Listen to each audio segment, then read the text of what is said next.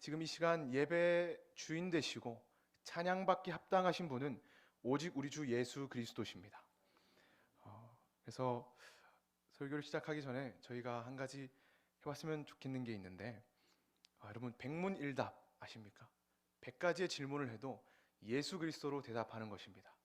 그래서 제가 나의 주인은 누구십니까? 라고 질문을 하면 여러분들이 예수 그리스도라고 화답해 주시면 되겠습니까? 대답해 주시면 되겠습니다. 여러분, 여러분의 삶의 주인은 누구십니까? 가정의 주인은 누구십니까? 일터와 사업장의 주인은 누구십니까? 교회의 주인은 누구십니까? 이 나라와 북한 땅의 주인은 누구십니까? 온 세계와 열방의 주인은 누구십니까? 아멘, 할렐루야. 하나님은요, 말씀으로, 그분의 언어로 우리 인간 피조물을 창조하셨습니다. 그래서 이 언어와 말에는 큰 권세와 파워가 있습니다. 이 입에서 나오는 언어는요, 영적인 능력이 있습니다. 그래서 성경에서는 이 한 입에서 사람을 죽이기도 하고 또 살리기도 한다라고 말씀하고 있습니다. 여러분, 이스라엘 백성도 불평과 불만, 이 언어의 능력이 불평과 불만 안에 광야 생활을 했었습니다. 여러분, 이 언어의 습관은 굉장히 중요합니다. 여러분, 많은 경우 이렇게 간증을 할 때 이렇게 고백합니다. 어렸을 때 이런 일이 있었고요, 또 자라오면서 이런 일이 있었고, 너무 어려운 상황을 겪어서 좀 마음이 너무 힘들어서, 이렇게 고백을 합니다. 그리고 마지막 끝에만 하나님이 하셨습니다 라고 고백을 합니다. 여러분, 간증은 하나님을 자랑하는 행위입니다. 하나님께서 행하신 일을 나타내는 행위입니다. 그러나 하나님의 행하신 일을 자랑하는데 하나님께서 하신 일은 막상 내 간증 끝에 등장하고, 오히려 나의 힘듦과 내 어려움과 내가 겪은 상황이 열의 90% 이상 간증에 등장을 합니다. 그러나 사랑하는 성도 여러분, 내가 겪은 상황, 내가 어려운 상황보다 하나님께서 행하신 그 일을 더 풍성하고 많이 고백할 수 있기를 축복합니다. 여러분, 언어는 영적인 능력이 있기 때문에 말을 하면 할수록 다양해지고 풍성해지고 그 언어의 습관대로 이루어집니다.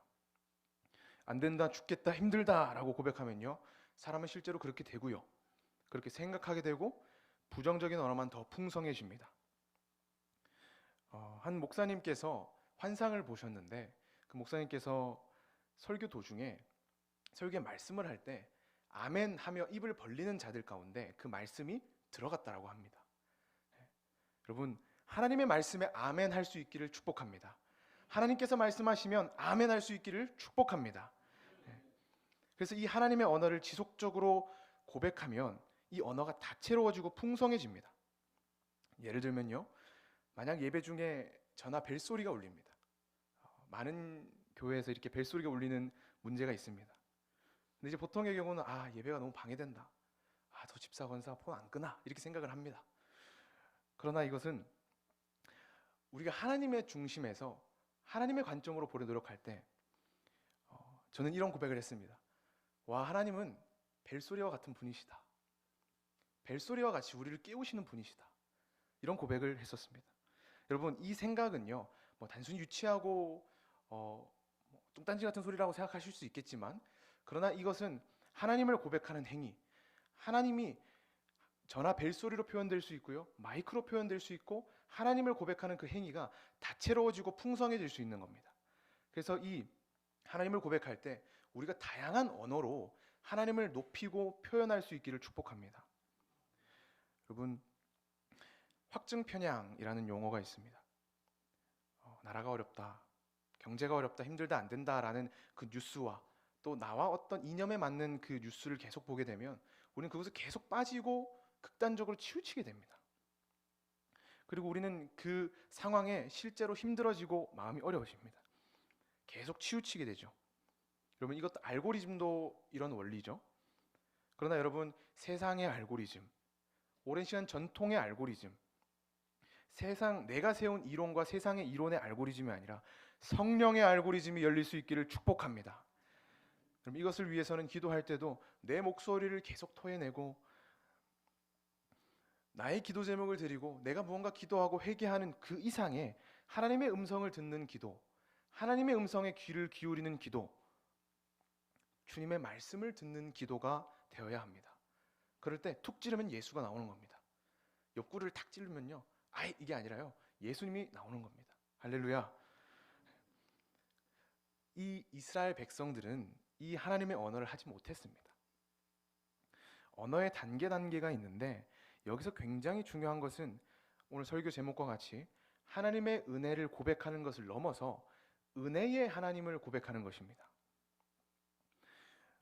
사랑하는 성도 여러분, 지난 주일날 제 주변 이제 지인들과 교제를 하면서 함께 이제 셀카를 찍고 있는 중에 눈앞에 이제 새똥이 딱 떨어졌습니다. 새똥이 딱 떨어졌는데요, 이게 뭐지 해서 이렇게 계속 위를 확인했습니다. 새가 어딨나 이렇게 해서. 그때 우리가 눈앞에 새똥이 떨어지면 여러분 어떻게 반응하십니까? 안 맞아서 다행이다. 맞았으면 큰일 날 뻔했다. 이렇게 고백을 할 것입니다. 근데 그 상황 속에서 한 분이 이런 고백을 했습니다. 하나님께서 우리가 너무 땅을 바라보니 새똥을 통해서 위를 보게 하셨다. 그럼 조금 유치할 수 있을 것 같은데요. 그러나 저는 굉장한 어떤 생생하고 신선하게 다가왔습니다. 하늘의 새를 주관하시고 사람의 머리카락 수까지 세시는 하나님을 매 순간 느끼는 것입니다. 새똥을 통해서 역사하신 하나님, 새똥을 통해 바라본 하나님. 여러분, 이것은 우리가 오랜 시간 교회 전통적인 생활을 하고요, 교회를 오랜 생활 다녀도 신학을 배워도 배우지 않는 것입니다. 새똥을 통해서 느끼는 하나님은 조직 신학에서도 배우지 않는 하나님입니다. 그러나 이것은 24시간 생생하게 역사하고 계시는, 과거에 지나보니 은혜더라가 아니라 지금 현재 가운데 역사하고 계시는 그 은혜를 생생하게 지금 이 순간 여기에서 느끼는 것입니다. 하나님의 섭리를 고백하는 자, 여러분, 처음에는 우리가 안 맞아서 다행이다라는 고백을 드릴 테고요, 조금 더 나아가면 하나님께서 왜 이런 상황을 허락하셨을까라는 질문을 하게 됩니다. 그리고 더 나아가면 새똥을 통해 바라본 하나님처럼 하늘을 바라보는 겁니다. 바로 어떤 상황이 딱 마주쳐 올 때 이게 왜 이렇지가 아니라 하나님을 탁 바라보는 겁니다. 시선이 하나님께 탁 고정이 되는 겁니다. 주어진 상황에 즉각적으로 하나님을 고백하는 것입니다. 여러분, 이것이 바울의 3층천의 차원이고 더 많은 하나님을 고백할 수 있는 자들이 되기를 축복합니다. 이것은 한순간에 되는 것이 아닙니다. 지속적으로 하나님을 고백하고 하나님의 언어를 다양하게 표현하고요, 주어진 상황을 민감하게 캐치하여 주어진 모든 상황이 하나님의 섭리 안에 있음을 느낄 때 가능해집니다. 방금 카톡이 울렸습니다. 할렐루야. 우리를 깨우시는 알림과 같은 우리 하나님, 카톡과 같은 하나님, 할렐루야. 여러분, 내 뜻대로 안 되는 상황을 마주할 때도요, 상처 입은 상황을 마주할 때도, 심지어 죽고 싶은 그 순간을 느낄 때도요, 하나님의 뜻이 있음을, 여전히 하나님이 역사하고 계심을 우리는 느낄 수가 있습니다. 욥도 그랬고 다윗도 그랬고요, 그리고 무엇보다 우리를 가장 사랑하시는 예수님께서 그러하셨습니다. 여러분, 여기서 우리는 위로를 얻고 용기를 얻습니다. 어떻게 이게 가능할까? 이런 상황에서 어떻게 이게 가능할까라고 할 때 여러분, 예수님을 떠올리시기를 축복합니다. 불가능을 가능케 하시는 하나님, 우울하고 힘든 감정이 기쁨으로 변하는 이것을 빨리빨리 전환하는 자가 성숙한 신앙을 가진 자입니다. 이건 육신의 생각으로, 혼으로, 내 느낌과 감정으로 반응해서 내가 의지적으로 한다고 되는 것이 아닙니다. 영으로 반응해야 됩니다. 할렐루야. 여러분, 앞서 얘기했듯이 이 하나님의 은혜, 그리고 은혜의 하나님, 이 다른 두 가지 차원을 고백하는 것이 굉장히 중요한데요, 여러분, 하나님께서 베푸시는 은혜라고 했을 때 많은 은혜들이 있을 것입니다. 성도 여러분, 많은 삶 속에서 오랜 신앙생활을 해오시면서 받은 많은 은혜들이 있을 것입니다. 그러나 이 은혜는 은혜 자체로 귀하지만 하나님께서는 더 높은 수준을 요구하고 계십니다. 본문의 이스라엘 백성도요, 메추라기를 내리신 하나님의 은혜를 바라봅니다. 하나님께서 만나와 메추라기를 내리신 특별한 은혜를 경험하고 있습니다. 여러분, 이 자리에 앉아있는 모두, 그리고 모든 하나님의 예수를 믿는 자들은 하나님의 특별한 은혜를 예외 없이 경험하고 있는 중입니다. 여러분, 이 자리에 앉아있는 사실 자체만으로 하나님의 특별한 은혜인 줄 믿습니다. 그러나 이제 또 특별히 초신자의 경우에 기도 응답도 잘 되고요, 기적이 나타나기도 하고 은사가 나타나기도 합니다. 여러분, 이스라엘 백성들 또한 마찬가지였습니다. 홍해가 갈라지는 말도 안 되는 기적을 체험했습니다. 하나님의 특별한 은혜를 경험한 것이지요. 하지만 그들은 그 은혜에 집중했습니다. 그들은 홍해를 가르신 분이 하나님이 아닌 것인 줄, 하나님을 몰랐던 것도 아니고 능력을 베푸시는 분이 아닌 것을 베푸시는 분을 알지 못했던 것도 아니었습니다. 그러나 그들은 그 은혜를 집중하고 은혜를 바라봤지만 그 은혜의 하나님을 바라보지 못했습니다. 여러분에게 베푸신 하나님의 은혜가, 그 은혜 가운데 많은 은혜들이 있을 텐데 그 은혜 가운데 하나님을 고백하고 계십니까? 하나님의 은혜에 집중하다 보면 우리는 이스라엘 백성과 같은 과오를 범하게 됩니다. 여러분, 하나님께서 베푸신 은혜를 한번, 이 생애를 살아오면서 베푸신 그 은혜를 한번 잠잠히 묵상해 보시기 바랍니다. 많은 은혜들이 있을 줄 압니다. 그런데 그 다음 여러분, 그 은혜 가운데 무엇이 남습니까? 와, 하나님께서 나에게 은혜를 베푸셨구나. 이런 고백은 누구나 할 수 있는 고백입니다. 심지어 믿지 않는 자들도요, 일반 은총을 통해서 이 은혜를 고백할 수 있습니다. 그러나 so what? 우리는 물음표가 남는 것입니다.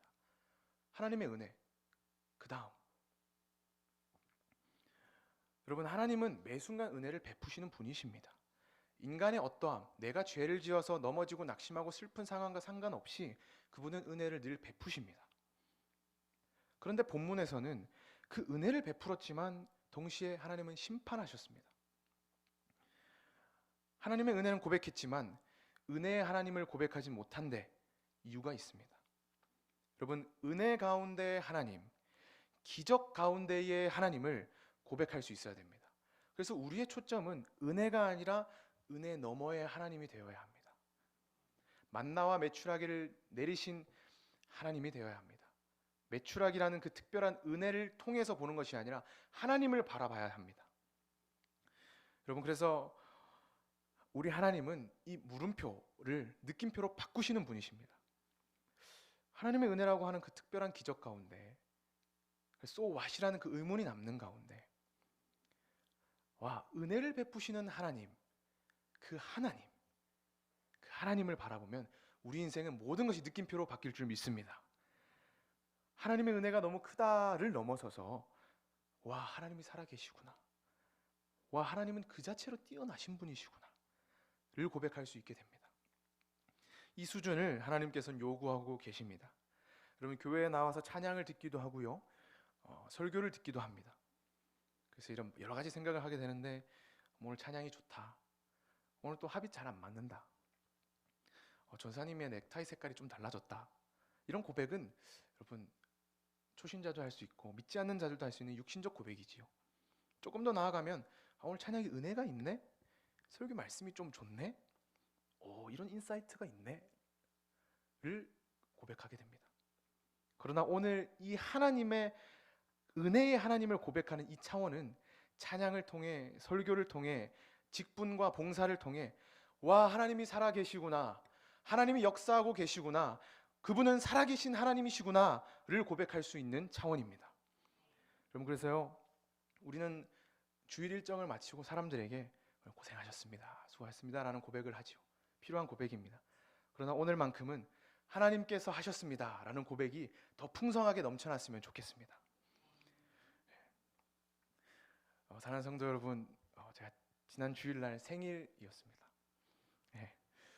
이제 매년 드는 생각인데 예년보다 좀 축하도 못 받고 이전만큼 행복하지도 않고 이런 생각을 늘 합니다. 여러분, 인간은 죄인입니다. 예외 없이 이 땅을 살아갈 때 외로움과 어려움, 힘듦을 느낍니다. 그래서 이 땅의 저주지요. 더 많은 행복을 찾고 더 많은 권력을 찾고 더 많은 욕심을, 더 많은 사랑을 갈구합니다. 편안함을 요구해도 이 땅에서 만족될 수 없습니다. 우리의 본향집은 하늘 천국입니다.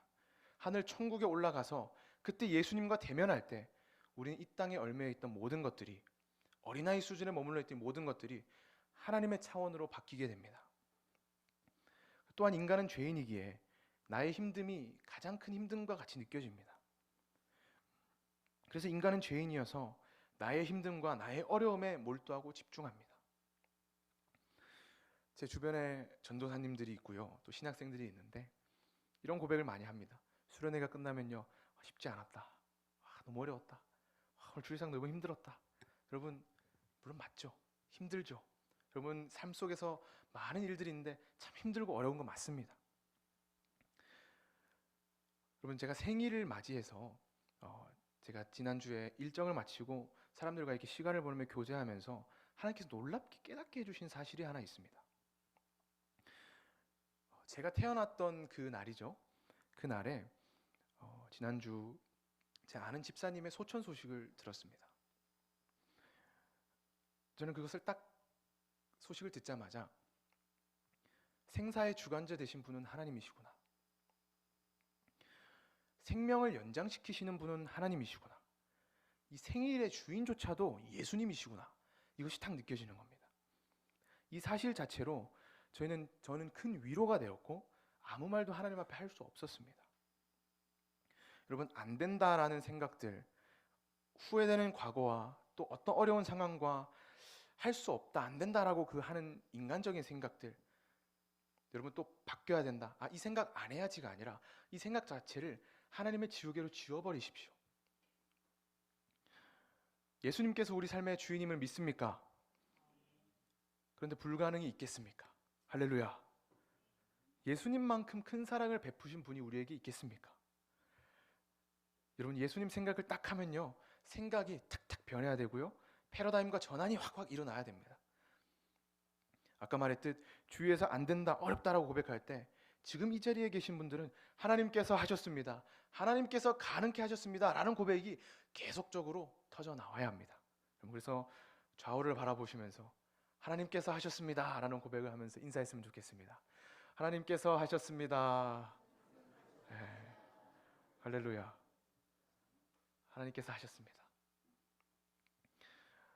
어려운 상황이 오고 힘든 상황이 와도 예수님 하면서 우리는 웃을 수 있습니다. 예수님께서 버튼을 딱 누르실 때, 우리의 마음의 버튼을 딱 누르실 때 침울해 있던 우리의 얼굴이 활짝, 와, 예수님, 이렇게 하면서 웃을 수 있는 것입니다. 그럼 서두에 얘기했듯이 간증 내용의 구할은 나 이만큼 힘들었어요 입니다. 그러나 오늘 은혜의 하나님의 차원을 고백하는 이 차원에 들어가게 되면 우리의 간증의 내용은 100% 하나님께서 하셨습니다가 될 것입니다. 여러분, 제가 이제 설교를 준비하면서 어떤 메시지를 전해야 될까 하나님 앞에 계속 구했습니다. 메시지를 전하는 방식 중에서 성경을 강해할 수도 있고요, 저의 지식을 뽐낼 수도 있고요, 또 무엇보다 최고의 신학자가 누군지 아십니까? 챗GPT입니다. 네. 설교에 본문을 넣고 해주면요, 신학에 대한 주석이 쫙 나오고요, 유명한 신학자들의 격언들이 막 나옵니다. 너무 멋있는 거예요. 그래서 저는 이 자리에 섰을 때 저는 너무 두렵고 떨렸습니다.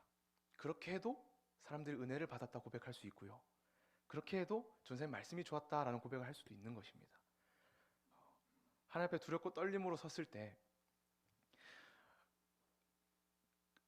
그런 GPT의 사역이 아니라 하나님께서 딱 말씀하기 원하시는 그 말씀, 이 자리에 앉아있는 모든 심령들 가운데 하나님께서 원하시는 말씀을 전해야 된다, 이런 메시지 가운데 저는 만나와 메추라기를 내리신 그 은혜를, 그 은혜 너머에 계신 하나님, 이 차원을 계속 고백해 하셨습니다. 그래서 이제 마무리하면서 제가 과거에 어떤 어려운 상황을 마주해서 되게 마음이 좀 심적으로 심란한 상황에 있었습니다. 이제 큰 예배당에 앉아서 일어서서 찬양하지도 않고 낙심되어서 집중하지 못하고 앉아 있었습니다. 그래서 제가 하나님을 고백했습니다.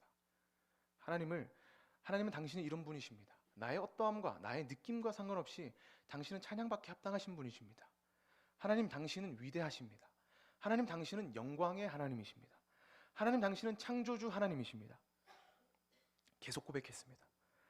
그런데 시간이 지나고 보니까 낙심되고 심란했던 그 마음이요, 제가 위로를 구한 것도 아니었고요, 제가 치유해 주세요 하나님께 간구한 것도 아니었는데 하나님을 고백하니 치유가 되어 있었고 마음이 변하여 있었습니다. 상황은 달라지지 않았지만 저의 마음밭이 하나님을 고백할 때 귀경되었고 치유되어 있었습니다. 그래서 이 이후에 주변 사람들이 이런 간증을 하면서 사람들이 저에게 묻는 겁니다. 아이고, 뭐 때문에 힘들었기 때문에 그랬는가 이렇게 물었었어요. 그런데 제 입술의 고백이 이런 상황 때문에 저런 것 때문에 제가 힘들었는데 하나님께 치유해 주셨습니다, 이게 아니라요, 힘들었던 상황은 제 입술에 터져 나오지 않는 겁니다. 고백이 안 나오는 겁니다. 하나님께서 하신 사실만 제 입술에서 터져 나오는 겁니다. 여러분, 그래서 예수님께서 하신 일은 예수님만 남게 되어 있습니다.